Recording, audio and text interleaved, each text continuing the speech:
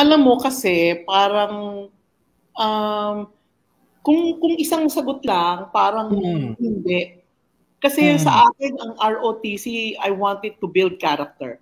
Yes, tama po yun. Ang ROTC should build character. Magkakaroon ka ng disiplina. Discipline, yan. Marunong ka ng team effort. Alam mo respeto. Respeto. Alam mo ang respeto sa leader mo. Respeto sa mga kasamahan mo. Hindi ba? Yan naman dapat ng ROTC. Ngayon, kung sa punto naman ng kailangan mo bang ROTC to militarize the youth of our country, kailangan pa ba to militarize them? Kasi paano ba pag-gera ngayon? Ang gera ba ngayon? Labanan ng mga sundalo? Kasi kung labanan ng mga foot soldiers yan, yung mga nag-ROTC, parang sa tingin ko, mahaba-habang gera ngayon, di ba? Papasabugin ka ka ng nuclear, nuclear warfare. Paano ba ang gera ngayon?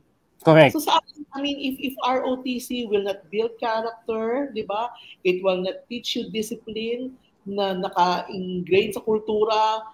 Kung magkakaroon lang naman ng mga unnecessary na pag-control pa sa mga kabataan, parang hindi na. Wag na lang. Baka lalong somehow mapasama. Parang ganun po ang ibig sabihin kung sakaling magamit sa ibang paraan.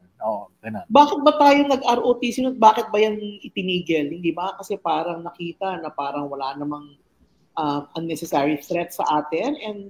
And I don't think, ROTC will be a good response to military problems of our country.